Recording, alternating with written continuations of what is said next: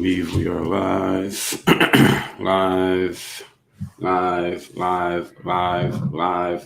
live everywhere, live everything. You get alive, she gets alive, everybody gets alive. I think we are live in all these places. We will check in one moment. Let me just get my pinned comment up here on the one place where I can pin a comment. And let's make sure we are good here. That's on. That is on. That's on. That's 1, 2, 3, 4, 5, 6. I think we're live here. I can't tell. It doesn't tell me anything. 7. I believe we have done it, ladies and gentlemen. Shout out to the Wi-Fi. We are live in 7. Yes, count them. 7 on 7 different platforms at the same time right now. I think my message is substantial enough that it's worth it. Maybe we do 70. Maybe we can add a 0 to that when they add more platforms. But hope everybody's having a great day. Great start to your day. We are live on LinkedIn. I don't know if anyone on LinkedIn is watching because I can't see the numbers. It's not telling me anything. We are live on Rumble, YouTube, X, Facebook, LinkedIn, Instagram, and TikTok. Is that 7? I believe that's 7. So hopefully everybody's having a great day. Appreciate you all for checking in. What we're going to talk about here today is why business is not N-O-T.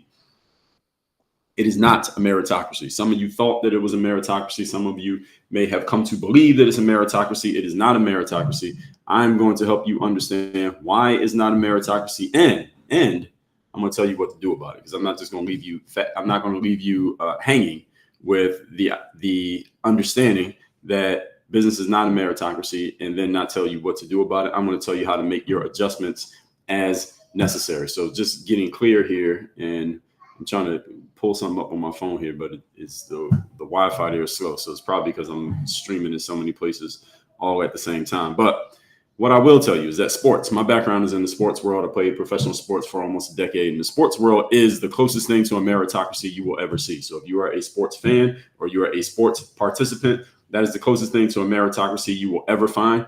That is what a meritocracy is in simple terms. It means the best performers get the rewards. The best performers tend to be at the top of the making money, tend to get the most opportunities. They tend to get all the benefits that come from being the best at what they do. That's how the sports world works, or at least it comes very close.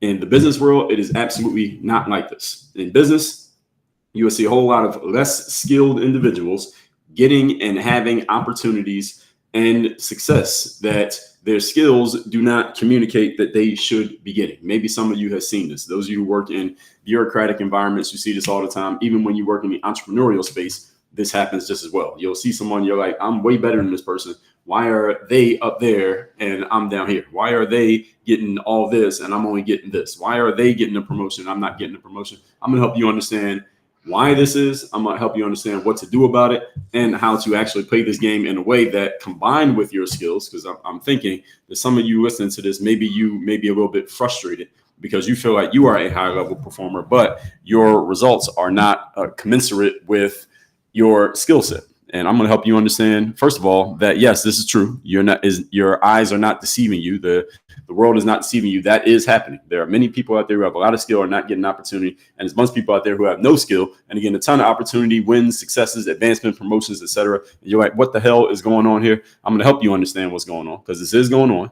why, and what to do about it. Everybody got it? Good. So we're going to talk about why just being good alone in business is not enough. It is insufficient. Everybody understand? That's the thesis of what we're talking about here today.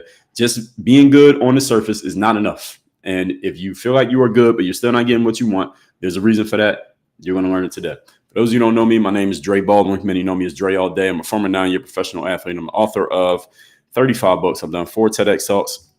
I created this brand called Work on Your Game. Our goal here is to help you perform at your highest level, do so consistently, and produce results. We are all about the results-based business that is called life. It is also your career, your industry, your business, whatever you're doing. It is a results-based business. Everything we do is based on achieving the outcome. So as long as you're clear on what your outcome is, or maybe you're not, you want to get clear on it, then you're in the right place at the right time, talking to the right person, and you are the right person as well. And we have a whole program called Work on Your Game University. It is the link in my bio and wherever you're watching me right now if you want to work with me more. But let me tell you why you want to work with me, because I'm going to give you a demonstration here today.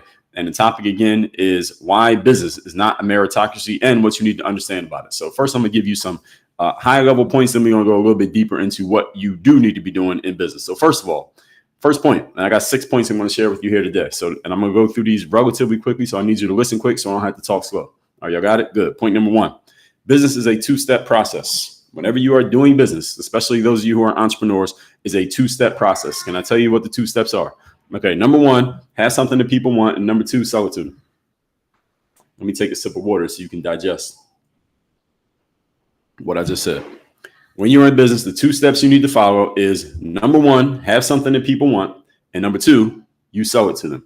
Now, there are many sub steps that go underneath all of those things. Now, having something that people want. Well, how do you know what people want? How do you know who those people are? How do you get in front of those people? How do you show them that you have it? All right, what do you do to put it together so that you have the thing that they want? There are many other sub questions that go underneath that first point. And the second point, selling it to them. Well, how much should you charge them? How do you tell them that it's for sale? Do you send them to a website? Do you talk to them one-on-one? Do you go shake their hands? Do you sell it to a bunch of people at once? Do you sell it to one people at a time? There's a lot of sub questions underneath those 2. But understand, everything we do in business is based on only these 2 things.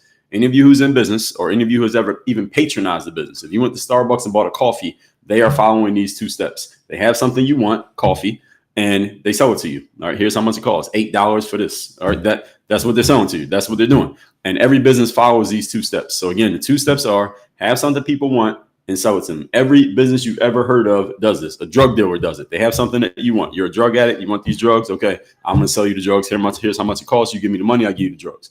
Anybody selling anything does this. The last thing that you bought, think of the last thing that you purchased. Somebody had to show you that they had it. And then they told you how much it costs. Then you gave them the money. And then they gave you the thing, the product, the service, whatever the situation was. Is this true? Of course it's true, because I know what I'm talking about. So this is the 2-step process of business. So any of you want to get in business, these are only 2 things you need to master. Now, sometimes it's the right ingredients, but the wrong recipe. The right ingredients, wrong recipe means you have things that people want, but you are not good at getting the point across. Therefore, you are failing to make sales, i.e. you're not making money. You don't have customers. You don't have the kind of audience you want, etc. Some of you are in that situation. Sometimes it's the opposite. You have the right recipe, meaning you know how to sell and get people to buy things. The problem is what you're offering them is something that they simply don't want. Therefore, you're not making sales. So when you get either side of this equation wrong, then you end up not getting the outcomes that you want. And this is why understanding the equation as a baseline is the first step. So then we can start to dissect. We can start to basically deconstruct and use deductive reasoning to figure out what's missing or what's not. Now, sometimes in business, folks, you can have all the necessary stuff, like whatever it is that people would be interested in. Sometimes you can have all of this stuff in place, but still not be getting the outcome that you want because your formula is not converting into the expected returns. And a great salesperson with a weak product, again, so actually, this is a separate thought. If you're a great salesperson and your product's not that good, you can still do some sales. You can still get some things happening if you have the ability to, as some say, get a check out of a rock. And on the flip side, if you have a great product, but a terrible salesperson, then you may be able to get some sales too. You don't have to sell anything. You just process orders. So you can sometimes be successful if you're really, really good on one side and weak on the other side, but you got to be really, really good to make up for what you're missing. Ideally, you have both sides together. That's point number 1. Moving on to point number 2. These are just the baseline points. Then I'm going to get into the deeper points in the second half of this. Number 2, in the business world, and we're talking today about why business is not a meritocracy, by the way, for those who are listening. Everything is subjective in business. Everything is subjective in business. And the reason why everything is subjective when you are in business is because business is all based on connections, relationships, and exchanges between human beings. And anything that involves humans, things are going to become extremely subjective, very opinion-based, and everything is relative. That's what happens. Anything involving people, opinions, relativity, and subjectivity. That's what happens whenever you get people to make the decisions. Now, when you have machines or formulas making decisions, then you get objectivity. But as long as people are making all the final decisions, you will never get objectivity, even though people think they're being objective. Nobody is objective. This is the reason why I use sports I frame this around sports when I started this, because sports is the reason why sports is the closest thing to a meritocracy you will ever find is because sports are based in objectivity. Now, you may be asking, how is that possible, Dre? The reason sports are based in objectivity is because the final decision in sports is decided by what? In the sports that I came up playing, let's say team sports like football, baseball, basketball, hockey, the final decision is determined by what? Is determined by the scoreboard. Scoreboard is not a person. The scoreboard is objective. It just tells you what the score is. It tells you how much time is left. It tells you what part of the game that we're in, and it tells you the final outcome. All right, when the fourth quarter ends of the football game, the home team has 24 points and the road team has 23 points. Who won the game? The home team won. Why? Because the scoreboard tells no lies. The scoreboard is telling you exactly what the deal is, and the scoreboard is objective because it does not have human emotions, does not have human feelings, it does not have human opinions, and it is not subject to subjective judgments. Human beings have all of those problems, if you will. So this is why I was never a big fan of sports like figure skating or gymnastics or even boxing when the fight goes to the scorecards, because now you're bringing subjectivity into it. You're bringing human opinion into it. I don't like that. I don't like when human opinion determines the winner or the loser of a sporting match. I prefer to just be a clear scoreboard, and whoever wins on the scoreboard wins because it's completely objective. And that's the world that I come from. So when I got into the business world, full-fledged into the business world, the first thing I had to do was adjust my mindset, because in the sports world, it's just if you're good, you're good. And if you're bad, you're bad. And it's obvious. But in the business world, it doesn't work that way. In the business world, you could be good and still not have success. You could be bad and still be relatively successful, the way that most people measure success. And I said, oh, this is a completely different game. I got to make an adjustment here, because in the business world, everything is about how people feel about you, the relationship that they have with you and their opinion of you, no matter how good or bad you are. Again, has any of you ever seen somebody who wasn't really that good, but for whatever reason, they had a whole bunch of opportunities laying at their feet and they kept getting promoted and moving up and getting more stuff? And you're like, how the hell is this happening?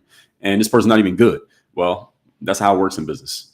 And in sports, of course, you get some subjectivity involved. Back in the days when I used to talk to basketball players all the time, I would get a lot of players come to me telling me, well, I think I was one of the best players at the tryout, but I didn't make the team.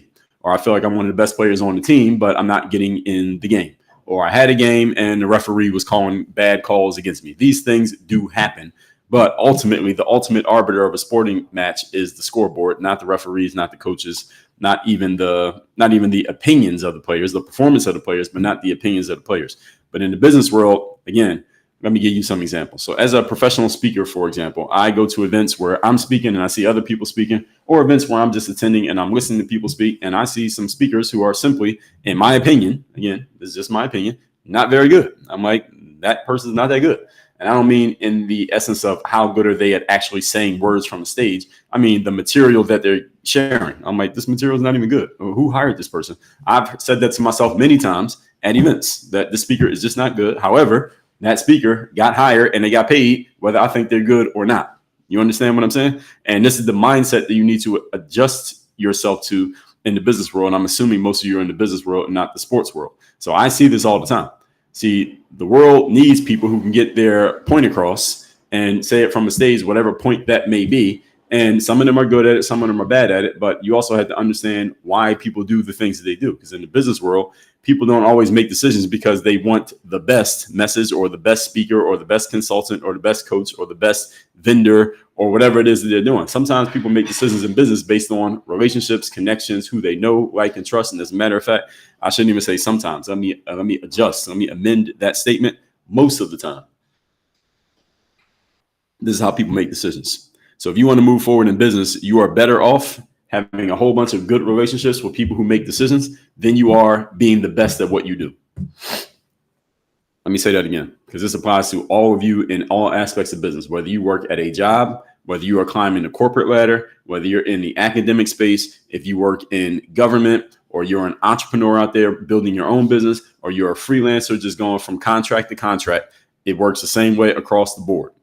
In business, you are better off having positive relationships with people who can help advance you, and advance might mean just your next contract or your next paycheck, whatever, then you are just being really, really good. Being really, really good, but not having quality relationships is a formula for frustration in the business world. In business, you are better off building relationships than you are building skills. I'm not saying don't have skills. I mean, my whole thing is called work on your game. So I would never tell you to not have skills. But at the same time, what matters the most in business is the relationship. The relationship is the game in the business world. It is not the skill. Because again, how many of you have ever seen somebody get promoted over you and you're looking at them like this person is a complete bum. They have no skills, no knowledge, no intelligence, but they got a promotion. Any of you ever seen that?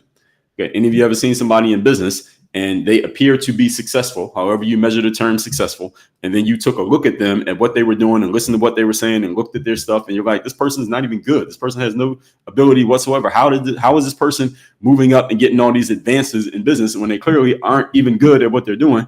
At least you were thinking that, and you were wondering how that's possible. I got to pause connection on Instagram. It usually comes back in a second. Let's see. All right, Instagram is back. So whenever you have seen this, I'm telling you the reason. I'm telling you why this happens is because of the connections, the relationships. Having the right people, knowing you, liking you, and trusting you is more important than having skill. And again, that does not mean don't have skill. If you happen to have a bunch of great relationships and you're good, that's the magic formula. That's really where you want to be. But in the business world, again, all of you have seen this, where people are getting business and doing business, and you're like, why are they doing business with them? And this person's better, or they're better, or they better over here. This is the issue. The leading product in many industries is not necessarily the best product. It's just the most popular product. How many of you are Android users? Actually, let me ask this. How many of you had an iPhone, but now you have an Android? Anybody listening to this? You had an iPhone. You were an iPhone user, but then you switched over to Android, and you like the Android better. There are people out there who believe, and any of you who is of that group, many of you believe that the Android is a better phone than iPhone. But guess who sells the most phones? Apple. Apple sells the most phones. Now, people who have iPhones, those of you who are iPhone users and you never had a different phone since you got the iPhone, you've always been on the iPhone and you're probably going to be on it for the rest of your life. Let me ask you a question. Is the iPhone objectively the best phone? Many of you can't even answer the question because you have not assessed any other phone besides the iPhone. And why is this? Because Apple does such a great job of marketing and roping you in and getting them into Apple's universe that you have never even considered looking at another phone besides the iPhone. And you probably never will, as long as Apple doesn't drop the ball on doing what they do. This is what I mean. Right? Some of you are iPhone users. You have no idea if there's a better phone than the iPhone because you never looked at one. You have no idea if there's a better tablet than the iPad. You have no idea if there's a better smartwatch than the Apple Watch. You don't know if there's a better computer than the MacBook. Why? Because you won't even look at them. And this is actually, I'm not saying this as a negative thing with Apple. I'm saying all of you in business, you should hope that you can get your business to do the same thing Apple does, that your customers don't even consider looking at alternatives. They're just thinking about, when are you putting out the next one so I can buy the next one? Isn't that what many of you Apple users do? When's the next iPhone coming out so I can buy it? All right. You're not even worried about looking at another phone. When's the next, when my MacBook's getting old, okay, let me go buy a new MacBook. My tablet's not working anymore, let me go buy a new iPad. You're not even considering a competitor. Don't you want your business to look like that? Now, here's the question. Is Apple necessarily the best?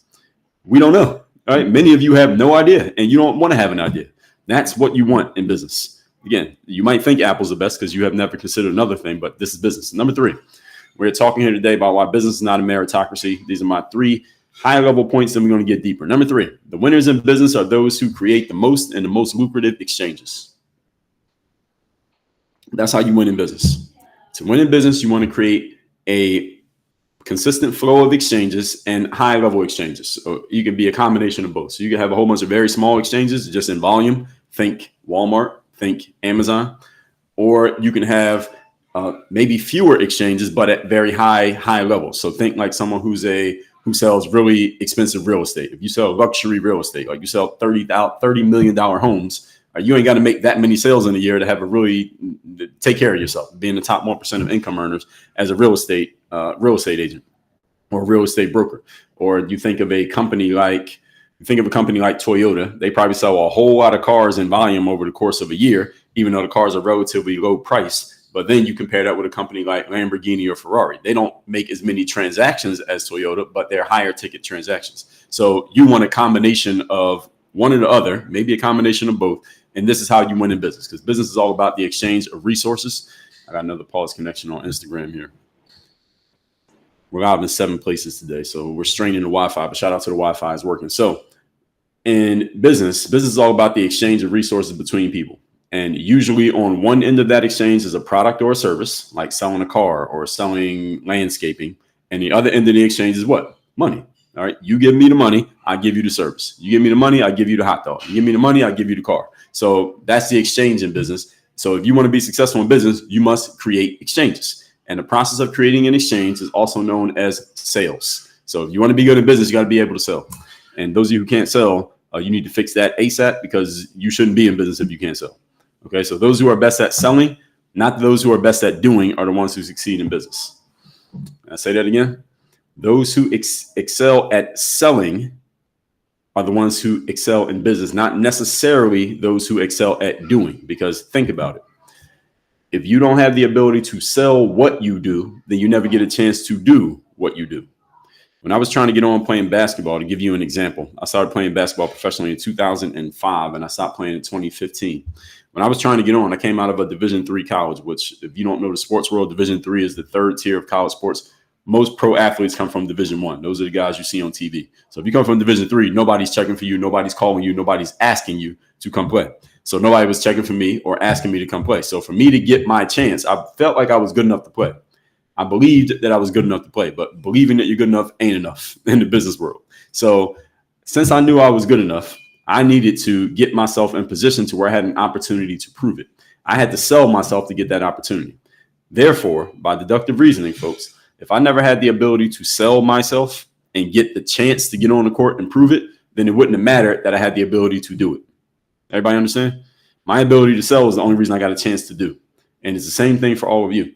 If you're a speaker, for example, and you want to become a professional speaker, you want to get on stages and give a speech and get paid for giving a speech and have a whole bunch of people giving you a rounding ovation, a standing ovation, and take pictures with you and shake your hand when you get off the stage, all of which happens when you're a professional speaker. If you want to do that, guess what you got to do first? You have to sell yourself so that somebody actually wants to hire you to get on the stage. Because see, until you get sold, until you get let's say contracted or paid to get on the stage, then the fact that you have a great speech doesn't matter because nobody will ever hear your speech because you're not on stage. So you got to sell your way onto the stage in order to give your speech. If you're a great doctor or a great dentist, or you're great at doing nails, or you're great at doing people's hair, or you're a great barber, or you're a great fill in the blank, whatever it is that you do, personal trainer, coach, author, etc., you must sell your ability to do the thing before you get a chance to do the thing. Like you see these books behind me. Let's say I think one of these books will just change your life. Let's say I truly believe that one of my books will change your life. Here's the reality. Until I sell you on the concept, you will never get what's in the book because you can't get the book without buying it from me. And in order for you to buy it, I got to sell it. So if I write the best book in the world, but nobody buys it, doesn't matter that I wrote the best book in the world. No, it doesn't. And matter of fact, I'm the only person in the world who thinks it's the best book because I'm the only one who's read it. Because nobody else read it because I didn't sell it. So your ability to sell opens the door for your ability to do. So any of you listening to this who think you're really good at the thing that you do, you need to get good at selling and or find someone who is really good at selling and let them work on your behalf so that you can get your opportunities. Because if you can't sell, you'll never get a chance to show your game.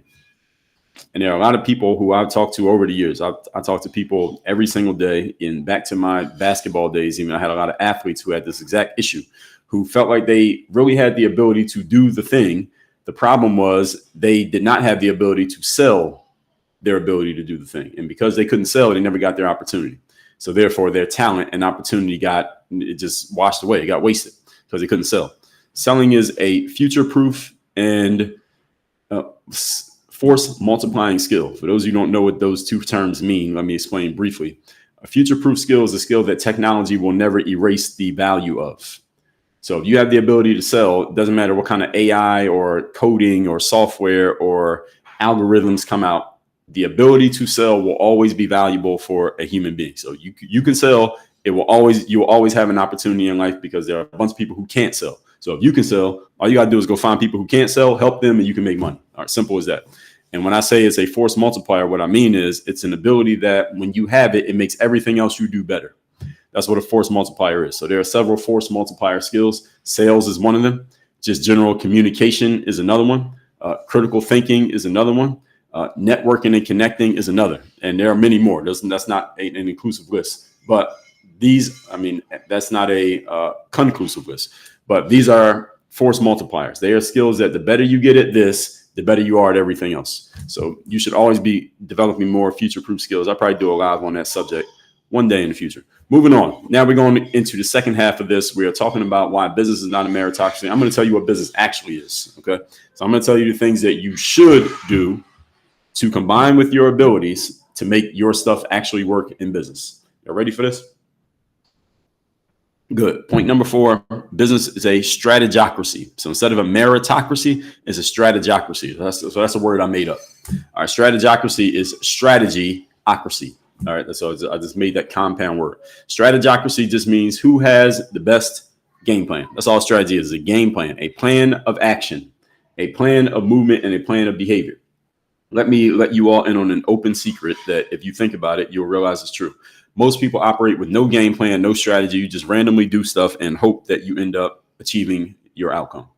That's how most people operate. If you want to know if you have a game plan right now, look at your calendar for the day.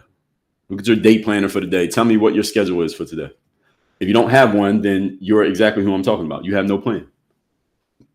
If you don't have a plan for today, I doubt you have a plan for this week, this month, this year, or next year. All right, and this is what I mean. You need to start planning your behaviors, folks. Successful business people have strategy. They have game plan. They know what they're doing now. They know what they're about to do next, and they know what they're going to be doing tomorrow. You need to know. Many people try to succeed in business without plans. They operate by hard work, hopefully some talent, and hopefully a little bit of luck, and hopefully some good timing. All right, that's a lot of hoping. All right, let me let you all in on something. Hope is not a strategy. Hoping is not a strategy. Many people operate their business, again, based on, let me work really hard. Most people got that part down. We got another pause on Instagram. So most people operate their business by, I'm going to work really hard. Most of you understand that part. Then they say, all right, hopefully I got some good timing, some good luck, maybe some good people find me, and hopefully things work out. Let me tell you a tricky little secret to what I'm telling you right now. Here's the tricky secret. That sometimes this works. What I just told you, sometimes it actually works. I'll tell you, when I first started selling things online, when I first officially became an entrepreneur, this is about 2009, 2010. I started selling these $5 training programs to basketball players, mostly off people who are watching me on YouTube. And I did not have a plan. I didn't have a strategy. I didn't have any big picture idea of where this was going or what I was doing. All I would do was create products, put them up on my simple little website. I would make a video on YouTube doing my demonstrations of workouts for basketball players. And then I would just put a link in the description and say, hey, if you want programs like this to train on your own, just click on the link and go buy the program off the website. That's how I got started. And it worked. I had no strategy and it worked. If you want to call what I was doing a strategy, then you could say my strategy was put content on social media, draw an audience, and then send them to buy it. Technically, you could call that a strategy, but I didn't plan it out that way. It kind of just naturally happened. It happened organically. And I'm telling you that not to impress you, but to impress upon you that sometimes when you don't have a strategy, it can work. But here's the problem of things working when you don't have a strategy is that you get fat and happy and lazy and complacent, and you start believing that you don't need a strategy because look at all the success that I'm having. Like, I was selling a lot of products and I didn't have a game plan. And it kept selling for several years. My programs kept selling in that way until it got to a point that the sales started to taper off and slow down a little bit. And I realized, I don't have a game plan. So I don't even know what to do now that the sales aren't coming in as easily as they were before. And I had to go and get some education, real life education about how to actually run a business and how to really be an entrepreneur. At that point, I was technically an entrepreneur by definition, but I wasn't an entrepreneur in my mind because when I say in my mind, like not that I didn't think I was, but I didn't have the mentality or the understanding of what it really took to be an entrepreneur at that point because I hadn't needed to learn it. So that's when I went and got some real education and some real information on how to play the game. And then I learned more and more and more. And the rest is history. Here we are now. And I don't think I've learned it all. I'm still learning to this very day. I still read books. I still go to conferences. I still sign up for courses. I still pay for access to information and insights from people who know more than me. So it's an ongoing process. Your education does not end when you leave school. Your education begins when you leave school. So I'm telling you all that to say this. You can get lucky with no strategy and have success. But what I'm warning you is don't get fat and happy and lazy and complacent just because things are working right now and you don't even know why. And that leads right to my next point. If things are working for you right now and you don't know why they're working, you should be very, what's the word I want to use here? Be vigilant about the situation such that you want to find out why it's working. If things are working and you don't know why, you need to find out why. You need to make that like the number one priority on your schedule is to find out why are things working? Because when you know why things are working, guess what? You can do more of those things and you can do less of everything else. Many times we have things working and we don't know why. So we just keep doing everything when the reality is only about 20% of what we're doing is actually producing the result. But we don't even know what it is. So we're doing everything, 100% of things, 80% of them are a complete waste of time. And if you don't know that, then when things stop working, You don't even know which lever to pull, which button to push, and what's to fix, because you never figured out what was working in the first place. So this is your responsibility, business people, entrepreneurs, leaders, is to find out why things are working when they are. And when things are not working, you need to find that out too. Okay, so you always want to find out why things are working and why things are not working so that you can easily diagnose the problem. It's like when you go to the dentist and you say, well, my gums are hurting, I keep having a toothache. Well, the dentist is going to go in there, he's going to look, and the dentist is going to find out why you have a problem. And then they're going to fix it. Hopefully, if the dentist is any good, then they're going to diagnose the right problem and fix it. Same thing if you go to a doctor, same thing if you go to an auto mechanic, same thing if you go to a personal trainer, same thing if you go to a coach. They should be able to diagnose what the actual problem is and fix the actual problem, not just fix anything, which is what, again, how many people operate in life, period. So you need to have a strategy, folks. Strategy is simply a plan of action that takes you from where you are to where you want to go. And another challenge with strategy is a lot of people don't know where they want to go. Therefore, you cannot map a strategy. If you don't have a destination, you can't map a strategy. You get in your car and you turn on Google Maps or the navigation and you tell it to give you directions. Well, what's the first thing the navigation wants when you ask for directions? It says, where the hell are you going? If you don't know where you're going, then it can't give you directions. You go anywhere you want. Don't matter. You don't have a destination. Just keep driving till you run out of gas. All right. Many of you don't have a plan, and you can't have a plan if you don't have a goal. Moving on to point number 5. So we are talking here today why business is not a meritocracy. Here's the second thing it is. So the first thing I told you that it's what's going on, Bob, over there on LinkedIn. Okay, great. So that means I know LinkedIn is working. All right. So we got our first comment on LinkedIn live in these lives. So shout out to Bob with the first comment. All right. Number 5, business is a systemocracy. Again, this is a word that I made up. Systemocracy is not a word, but if they add it to the dictionary, they should give me credit. What is a systemocracy? Again, I'm playing off of the word meritocracy. Meritocracy means the best win. Strategocracy means the best strategy wins. Systemocracy means what, class? The best system wins. What is a system? A system is a simple process that can be followed on a consistent basis that produces a consistent and predictable outcome. I need to say that again. System is a process that can be followed on a consistent basis that produces a consistent and predictable outcome. Let me give you an example of a couple systems that all of you know. Everybody heard of McDonald's, right? Hopefully, all of you have only just heard of McDonald's. You are not a customer of McDonald's. Okay, so I'm assuming I don't want any of you to be don't be customers of McDonald's. You could you could hold some stock. You could buy some stock in McDonald's. I got some McDonald's stock, but do not buy McDonald's food and do not eat McDonald's food and don't feed it to your kids. But you all know what McDonald's is, right? Okay, McDonald's. Do they have the best burgers in the world? All right. I don't think anybody believes McDonald's has the best burger. All right. If you watch any of the documentaries or read anything about McDonald's, you may even wonder if what that is, that quarter pounder or the cheeseburger, is it actually a burger? Probably not. It's probably not even a burger. It's probably not even any meat in a McDonald's quote unquote burger. And I think all of you could probably find a local burger shop or a restaurant in your neighborhood that makes better burgers than McDonald's, or at least in your city that makes better burgers than McDonald's. Yes. Okay. So nobody thinks McDonald's has the best burgers. So with that being said, we got to pause connection here on Instagram. Okay, so we're back. With that being said, let me ask a question. Why does McDonald's still sell more burgers than everybody, even though McDonald's does not have the best burger? Nobody thinks McDonald's has the best burger, but they sell the most burgers. How is that possible? How are they selling the most of something that everyone knows it's not the best? Well, a couple reasons. First of all, customers do not buy things because it's the best. That's one thing you should take out of this, deductive reasoning. We know McDonald's burgers ain't the best, and McDonald's fries. If you saw the documentary called Super Size Me that came out, this is probably close to 20 years ago, by Morgan Spurlock was his name. He passed away a couple of years ago, that guy. And he did an experiment. If you didn't see that documentary, go look it up. It's called Super Size Me. And the experiment that he did was he was going to live off of just McDonald's for 30 days, and then he was going to see what it did to his body. And he went, before he started the experiment, he went to the doctor. He got all his blood work done and just tested all his levels in his body. And then he ate McDonald's for 30 days and then he tested his levels. He tested his levels throughout, but then he tested them again at the end. And of course, his body was breaking down and he felt and looked terrible after eating McDonald's for 30 days. And I mean, only McDonald's, like breakfast, lunch, dinner, all he ate was McDonald's. And he looked like shit and he felt like shit. But anyway, and also another thing about that, some of you are not old enough to remember this, but there used to be a time when you would go to McDonald's and you would order a meal and they would say, would you like to supersize it? Supersize it meant you got the larger fries and a larger drink. And after that documentary came out called Super Size Me, McDonald's reacted by taking away the phrase supersize, and now they don't have supersized meals anymore. I think that was a bad idea by McDonald's. They should have just kept using it because it was bad press. It was a lot of bad PR from McDonald's because the concept of supersizing now was associated with heart disease, death, and people being in really bad physical shape. But here's my question to you. Did people not know that before the documentary came out? Did anybody think eating McDonald's was healthy?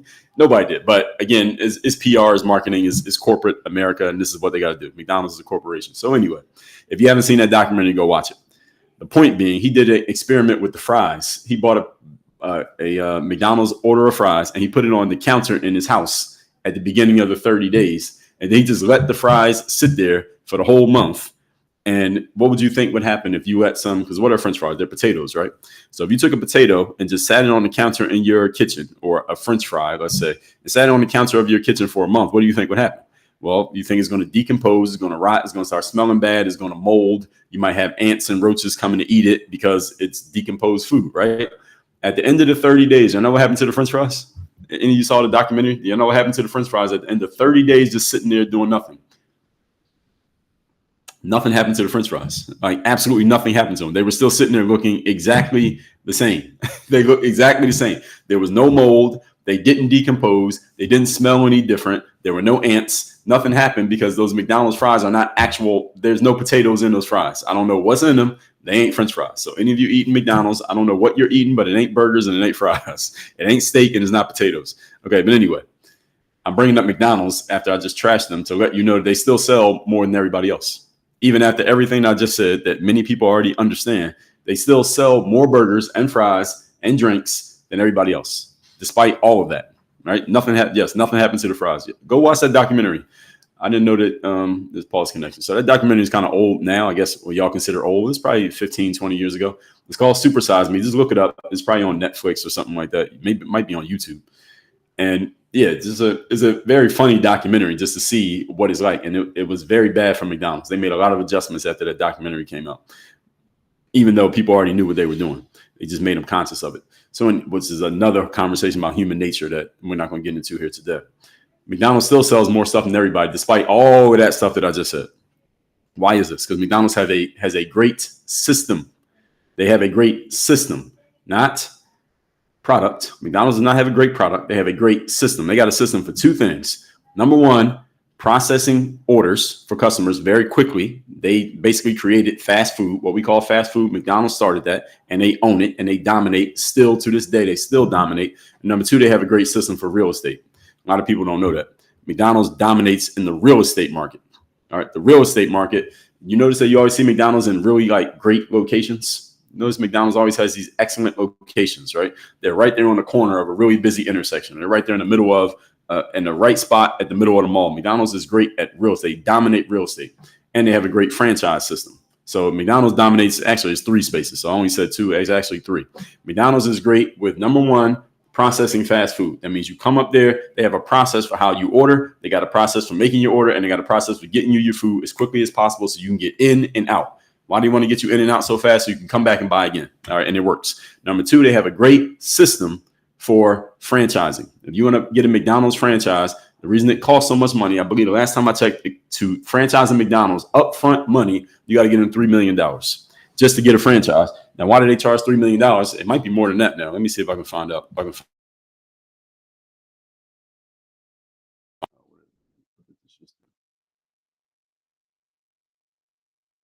All right, we back on Instagram. Instagram, y'all back hearing me? For some reason, I don't know why I did that. It just tried to connect to my computer audio. But let me find out how much is a McDonald's franchise. How much does it cost to franchise a McDonald's? Let's see what it says, because this number has continually gone up. So I remember when I first got into entrepreneurship, it was like 1.8 million, but it's probably a lot more than that now. So it says, all right, so I'm looking at investopedia.com, and these numbers are always changing. But it says, let's see. Those who look to launch a new McDonald's franchise can expect to shell out between 1.3 and 2.3 million dollars. And the existing franchise operations can cost upwards of $1 million per year just to operate the McDonald's. So it's different types of franchising. So you can start a brand new one, or you can buy a franchise that already exists. So there's a lot of information in here. But the franchise fee. So let me tell y'all this.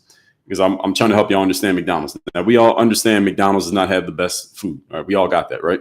So franchise fee paid to McDonald's, according to this article. Now, this could have changed over the years, and I think the numbers are always going up. $45,000 franchise fee you pay to the company. You pay McDonald's $45K just to get a franchise. Then you got to pay rent based on the real estate that they own. So by the way, when you start a McDonald's franchise, they own the land and you pay rent to them on the land while you own the franchise, but they own the brand, they own the land, and people still do this. Why? Because I'm gonna tell you why in a second. You got to pay remodeling costs if necessary. Open inventory. You got to have 10,000 to 39,000 in inventory. Your opening expenses just to get the thing open, all the stuff you got to do to get the restaurant open is up to $60,000. Travel and living expenses while traveling, and I'll tell you about that in a second. That could be anywhere from $3,000 to $37,000. And then additional funds you must have available for the next 3 months just to start the franchise is up to $355,000. All right, all of that is part just to open a franchise with McDonald's. And again, I'm not even talking about that's if you have an existing one. For a brand new one, you want to start a brand new McDonald's. The difference is your rent is up to $229,000 a month. Can you imagine your rent being $229,000 a month to open a McDonald's? The signs, the seating, the equipment, the decor. So when you go into McDonald's, all the signs and all that stuff, you got to pay for that. That could be up to $1.5 million. Operating expenses the same, travel, living expenses, and you got to have up to $355K in cash just to open the McDonald's. That's all just to open the McDonald's franchise. Now, let me ask you a question. Why would anybody pay all that money to open a McDonald's franchise? The reason why is because you know it's going to work. That's why. Now, it's not guaranteed it's going to work, but if I'm going to open any franchise, McDonald's might be a good bet. And I'm not saying they're the best bet because there are other opportunities out there and a lot of other factors go into it. But McDonald's is a pretty good bet because they have a very solid track record. And that's the thing. And McDonald's also, I worked at McDonald's when I was a senior in high school. And I remember the manager, I think her name was Mary or Kathy. I can't remember. I think it was Mary. One day I saw her walking around the store. She had this big, thick binder, like this really big binder. And it had the McDonald's logo on it. And she had on a white polo shirt.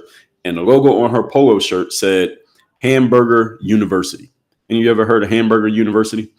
And it had the McDonald's logo. And I thought it was like just a funny thing that McDonald's does. They give the managers a shirt that says Hamburger University just to show that you're all in at running the McDonald's. And that I was mistaken. I'll come to find out.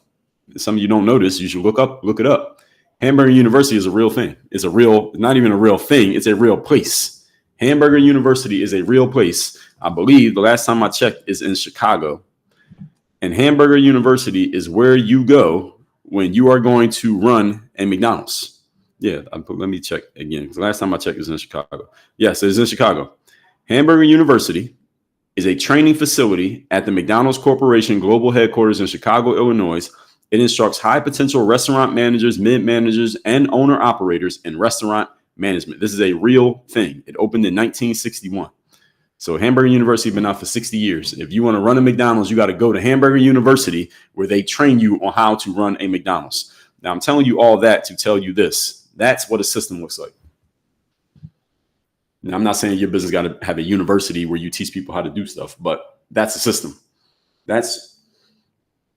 This is what wins in business. So anytime you see a business being around for a long time, it's because of the system. It's not because they have one person who's just this genius.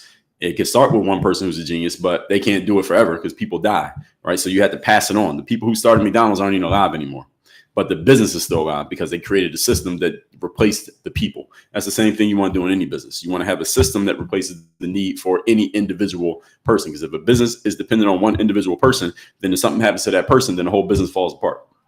Right. So this is why you want to have your business systematized. McDonald's has a system for telling you how to operate their business while you're paying them to run the business. They put you to school and make you come to the school so they tell you how to do it the right way, because there's a certain way you got to do it. When you run a franchise, you can't just do what you want to do. They tell you what you can do, what you can't do, how you got to set it up, and they tell you how much you got to give them to do it for the privilege of doing it. They tell you all of that just so you can run the McDonald's. So think about how much cash you got to have on hand just to open a McDonald's. All that stuff that I just laid out to you. The point being, they got a system.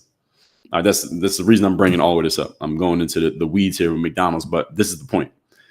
And you can use any other business. McDonald's is not the only one. Walmart has a system.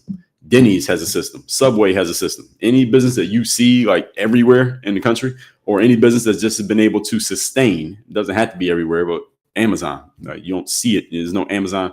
For the most part, it's not a bunch of Amazon stores. There are a few. They're trying, but Amazon is online. Why does Amazon work? Because they have a system. They have a very tight system. And I'm bringing all of this up to help you all understand what works in business is having a system. What is a system? I already told you.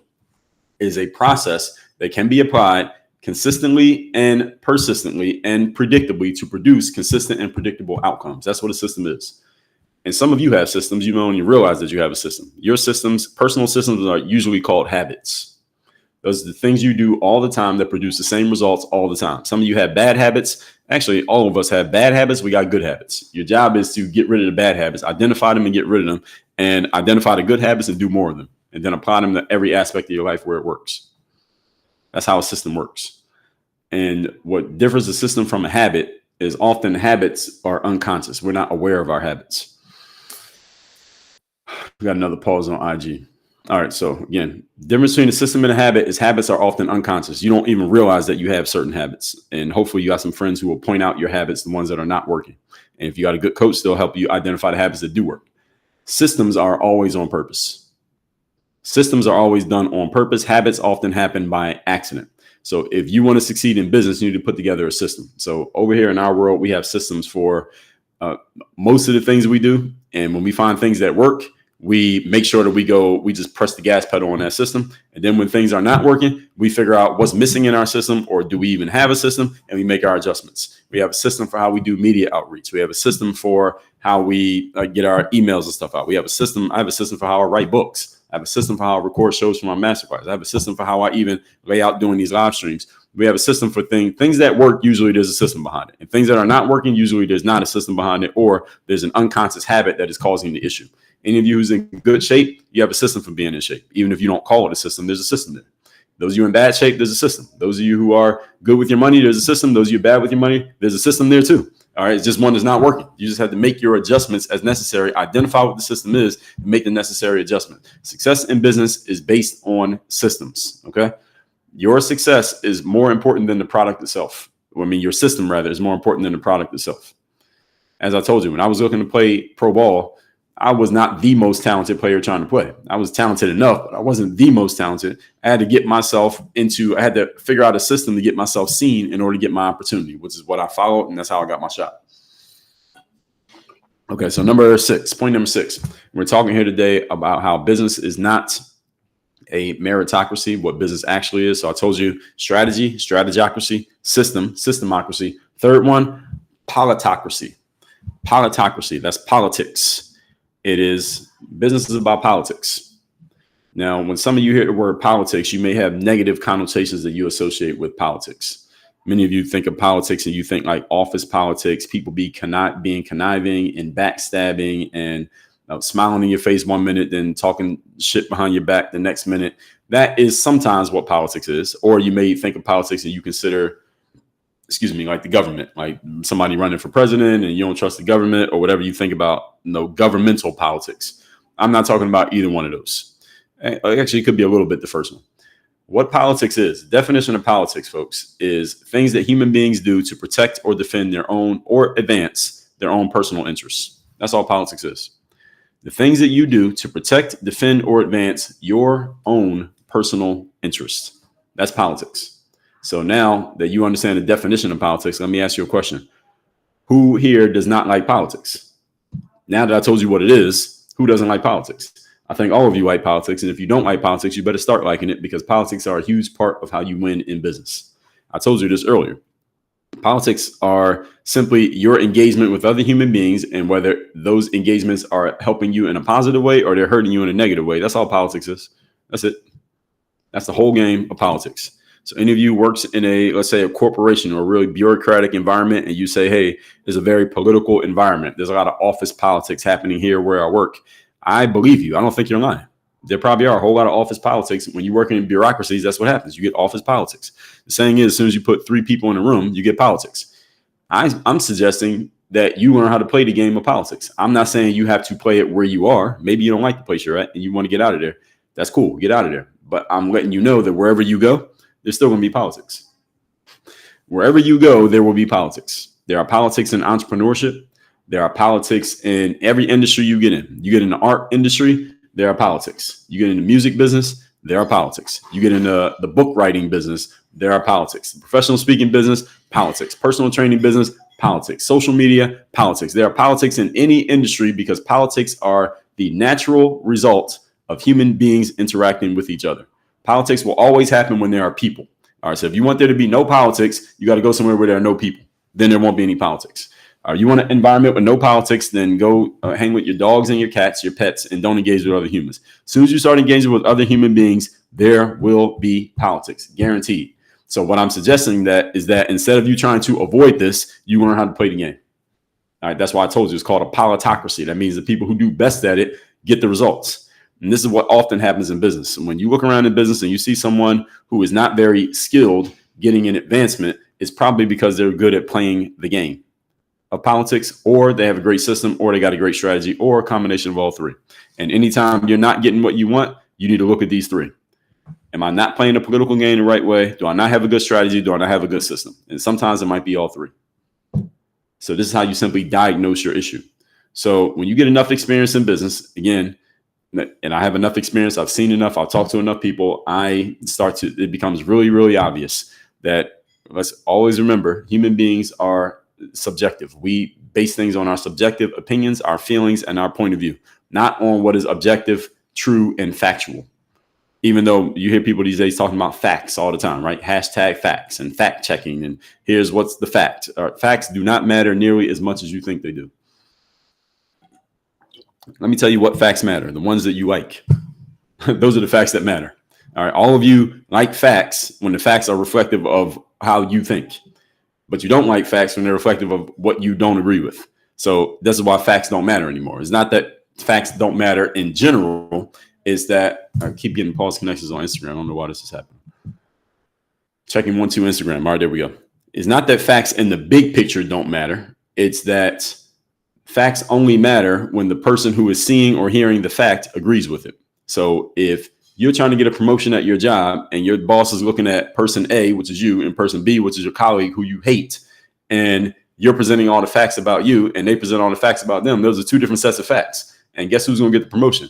The one who the boss likes their facts better than they like the other person's facts. So it's not about facts in general. It's about which facts do we choose. And again, all of you are subject to this. Human beings like facts when they hear facts that they appreciate. And you hate facts when you hear facts that you don't appreciate. And all human beings are subject to this. Nobody is immune to this. Angie B, what's going on? Good morning. So this is why facts don't matter. They do, but they don't. So when I say facts don't matter, this what I just explained is what I mean. What matters more than facts these days is subjectivity, opinion, and people's point of view. That's what matters, not facts. People don't make their decisions. Nobody makes their decisions based on facts. Everybody thinks that they do. As the saying goes, people make decisions based on emotion and we justify it with logic. That's how human beings think. We make decisions based on our emotions. Even people who are not highly emotional, we still make decisions based on emotion. And then we come up with a logical justification, i.e. facts, for why we did what we did. And then we call it factual, or we call ourselves rational, or we think that we're thinking, or we think that we're strategic, and we think that we have this whole big plan. And most people don't have any of that. We just, again, make emotional decisions and come up with logical justifications. And you can make anything sound logical and justified to yourself. You are the easiest person to deceive. Easiest person you could deceive and lie to in life is the person in the mirror. And again, no one is immune to this. Everybody is subject to this. So your job as a salesperson, as a professional, is to identify in the people that you're talking to, what facts do they like, reflect those facts back to them, and then sell them what you want to sell them. That's the game. That's the game. Now, some of you may be saying, well, Dre, that sounds manipulative. That sounds like you're manipulating people. Let me let you in on the secret. All sales is manipulation. Any of you who's ever sold anything, you manipulated the person who bought from you. All sales is manipulation. What I mean when I say manipulation, it means telling people what they want to hear. That's how people buy. If you tell someone something that they don't want to hear, are they going to buy anything from you? Hell no. Maybe 1% of people are into that. Now you tell them something that they don't like and they're going to buy from you. Damn, you told me something I don't like. Let me buy from you. How much does it cost? Let me give you all my money.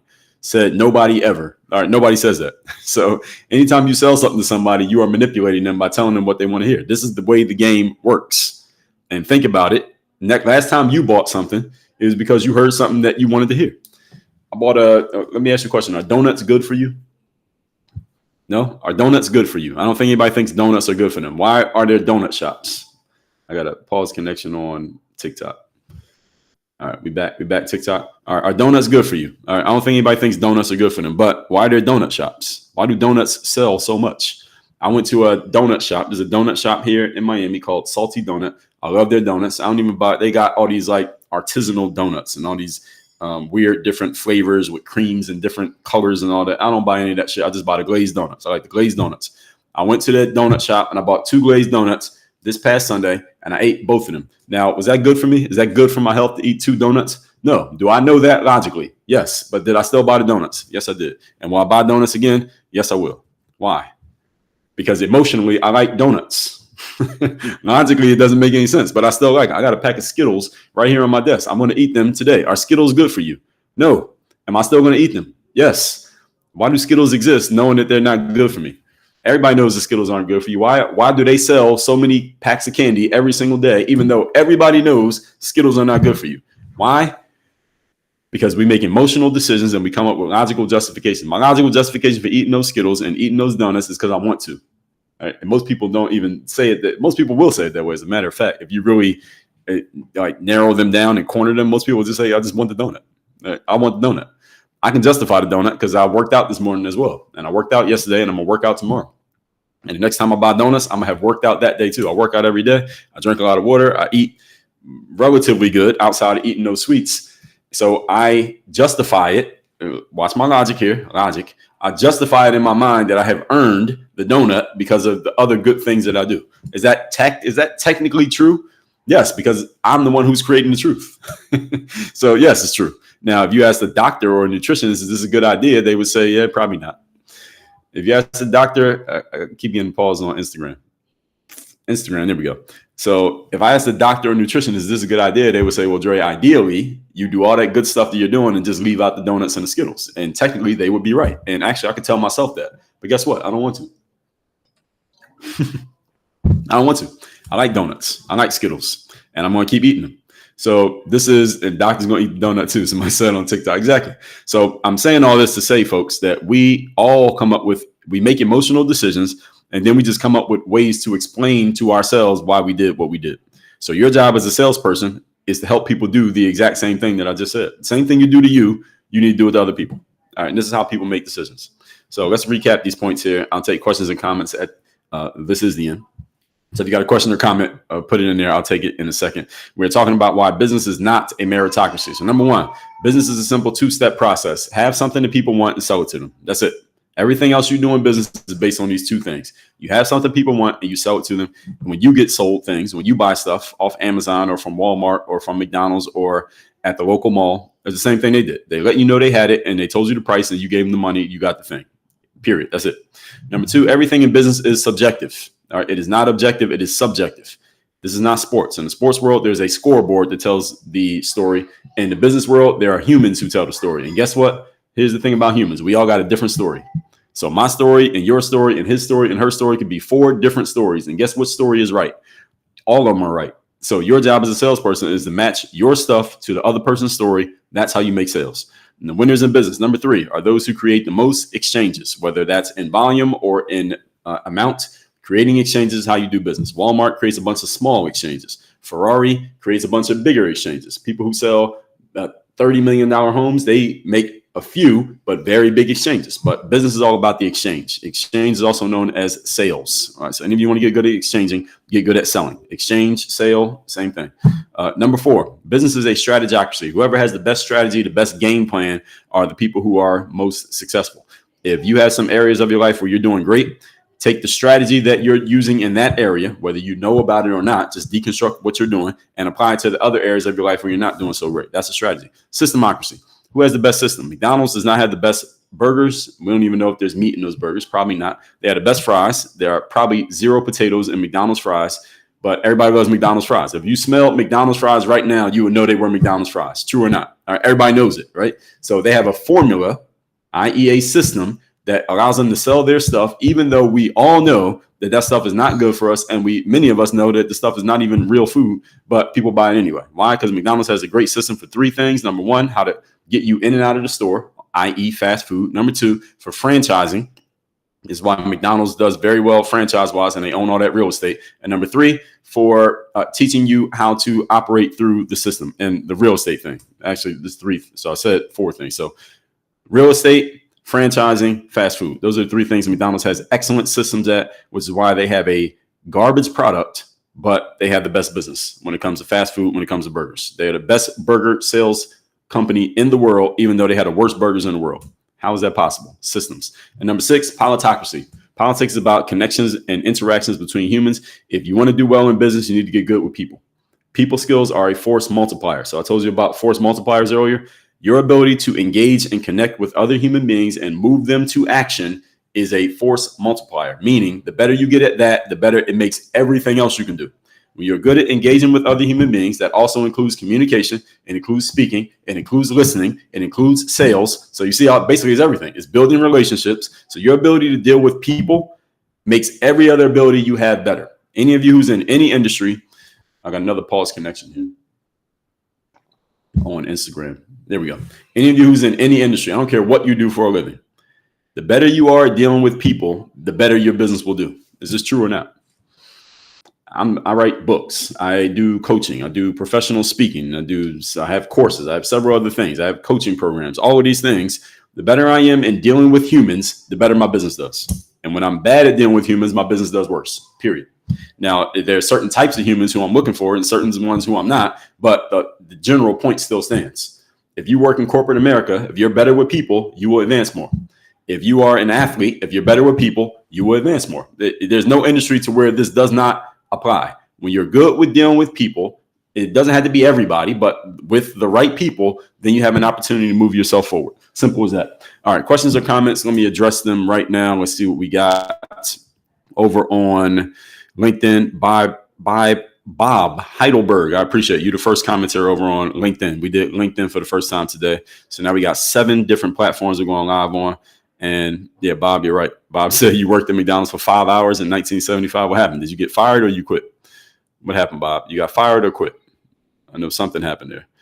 Bob said I worked there for 5 hours, and he said, "What's in it for me?" Yes, that's the number one thing that people need to understand in selling is what's in it for the customer. And when you can show them that you have something that's for them, then they will buy. Simple as that. You don't show them something that's for them, they won't buy, even if your stuff is amazing. And I appreciate the badges and the gifts over on TikTok. I don't even know what these things mean, but I see them coming through. So I appreciate people who've been sending them through. However you do that and whatever they're supposed to mean, I appreciate it. So again, workonyourgameuniversity.com, by the way. You want to work with me directly, have me as your direct coach. If you like what I talk about in these lives, all right, imagine when we're applying this personally to you and your business. That's how it works in the university. So go to workonyourgameuniversity.com. Link is in my bio or in the comment wherever we are. Somebody said I should wear a Steve Harvey wig. Is that a wig that Steve Harvey had? That haircut he had all those years? Was that a wig? Some say it was, some say it wasn't. I don't know. Tam said I'm into real estate. So yeah, everything I talked about here applies in the real estate game. The real estate game is all about relationships. That's how you get those listings, right? Somebody said, is this AI? Am I that good that it seems like AI? Crypto techer. What's going on? Yeah, referees. Yeah, referees are subjective. You're right about that. So that's one subjective part of sports. The referees, judges. That's why I don't like sports with judges. I don't really like boxing that much. I like the activity of boxing, but I don't like when it comes down to the scorecards because you can lose on the scorecards even if it looks like you won in the fight. Like I remember when Tim Bradley fought Manny Pacquiao, maybe like a little over 10 years ago, and I watched the whole fight. I was like, oh, Pacquiao killed him. And then they said Tim Bradley won. I said, what? That was crazy. Or even when Floyd Mayweather fought Canelo, one of the judges had it as a draw. And I'm like, how the hell was that a draw? Canelo did not win a single round of that fight. That's why I don't like those kind of sports that come down to judging. I don't like anything that involves judging as far as sports go. So let's see. And I appreciate the people who start following me. Smart Shield Inc. I appreciate those badges or whatever that was that you gave me. I appreciate it. Thank you, Smart Shield Inc. Said, doctor going to eat the donut too. Absolutely, yes. Doctors eat donuts. Yes, they do. And Skittles. And Snickers. What else do I like? I usually go with Snickers and Skittles. Those are my two. And Twizzlers. I like Twizzlers too. Someone said Kamala was born poor. No, so they say. Most politicians say that they came from zero and got to where they are. Trump doesn't say it because everybody knows that he didn't, but everybody else tries to say that. David said, you're on point. Thank you. I appreciate it. Smart Shield Inc., you got the #1 gifter badge. So congratulations to you. Smart Shield Inc., #1 gifter. Shout out to Smart Shield. Social media insurance brother, good morning. So I work for myself, but I'm wait for work, meaning I'm not dressed in business attire. All right, well, I'm guessing you're about to go take care of that. And Smart Shield said, going to reach out for consulting. Yeah, just go to the link in my bio, Smart Shield, Work on Your Game University.com. And that's for everybody. You want to work with me directly, that's where it happens. Work on Your Game University.com. Soul Art said, I'm on Instagram now. Said, I always had an iPhone, don't even know how to use an Android. I don't know how to use an Android either. I think I could probably figure it out, but I'm not interested. So I'm probably an iPhone for life customer for now, unless iPhone or Apple does something to piss me off. I'll probably just keep buying iPhones. I need to get a new one, matter of fact. Did they announce, I think I heard somebody say the iPhone 16. Did they announce that there's a new iPhone coming up? I'm still on the iPhone 13, but it still works very well. So I think it's time I get a new phone. So I might get the iPhone. I think the 15 is out now, but I know they put a new one out like damn near every year. So did they announce the iPhone 16? Can somebody update me? Is that a thing now? iPhone 16, because I might just wait till I can get the 16, which probably might not be till like November, December. I don't like being on waiting lists. Once I make a decision, I want to buy something. I want to get it like that day. I don't want to buy it and then have to wait 3 weeks. I don't like doing that. But if the iPhone 16 is coming out, then I guess I'll get that one. Crespo said, genius strategy. Yes, thank you. What I was explaining there. Dame Ross, what's going on? Good morning, sir. So Art, still learning to write politics. It doesn't come naturally to me at all. It doesn't come naturally to a lot of people, and especially for those who are creators, I'm assuming maybe you're an artist, Soul Art. People who are natural creators, we like to just be able to do our creative thing and let that be enough. But in the business world, it's not enough. Angie B, what's going on? Yes, emotions and feelings, psychology. Soul Art said, you love your sweets. Yes, I do like sweets. That's my thing. So some people drink, some people smoke. Some people gamble. Some people watch porn. I like to eat sweets. That's my thing. I don't eat them every day, but when I want them, I get them. Simple as that. Andy Chu over on YouTube. What's going on, my guy? Good morning. Lisa Gruba. I don't know how to pronounce your last name, Lisa. Thanks for the constant flow of guidance. I appreciate it. Is that Coach Lisa? I think that name. I think I recognize that name. Good morning, Lisa. Good to see you. If that is Coach Lisa, I hope your girls are doing well, your daughter and all of that. All right, so ladies and gentlemen, Work on Your Game University. That is where you reach me directly. That's the best place to work with me directly. That's where our energy is over here in the university. Somebody said, do I actually build systems or teach them both? We help people build systems for their thing, and we show you how to make it work and help you understand the why behind it, not just the what, so that you are empowered and informed moving forward, even once you have it. So Work on Your Game University, folks, that's where our energy is. That's where you can work with me directly. As I said, if you like these right here, then imagine what it's like working with me directly. I'm just giving you information that can go to everybody. But when I'm working with you directly, I tell you how you can apply this stuff specifically to and for yourself. And this is just one of the things that we talk about in the university. And these lives, we do these Monday through Friday, 8 a.m. Eastern is when I start. Sometimes I start a little bit late, anywhere between 8 and 8:30. I start the live. Sometimes I go for about 30 minutes. Sometimes I go a little bit longer. Today I did an hour. But as long as it's a good topic and y'all are engaging, then I'll usually go a little bit longer. I may go an hour. I might just make them an hour just as a normal thing. We'll see. But I'm live in like 7 different places. I think I'm live everywhere you can go live. So we're live on Rumble, YouTube, X, Facebook, LinkedIn, Instagram, and TikTok. I don't know if there's another app, at least not one that I use, where you can go live. I don't think there's another one. Is there anywhere else that I'm not going live? I think I'm live everywhere that I want to be live. Let's put it that way. So anyway, every day, if you like these, just be here tomorrow. We'll be doing another one. I choose a topic every day, whatever I want to talk about. Sometimes it's mindset. Sometimes it's business. Every once in a while, it'll be a current event type of thing. Like I talked about the Tyreek Hill football thing a couple of days ago. And once these lives come down off whatever app you're watching me on, we always save these and we put them in the back end of our university. So when you join the university or you're a member already, all these lives that I've done over time, and I've been creating content since 2005. So we got a ton of material. Basically, any question you could ask me, I'll probably create content on it, and I'll still coach you. Go to workonyourgameuniversity.com. That link, again, y'all know where the link is. It's in my bio or down in the description or in the pinned comment, whatever you're watching. They're all in different places. But we will be here again tomorrow. Everybody have a great Thursday.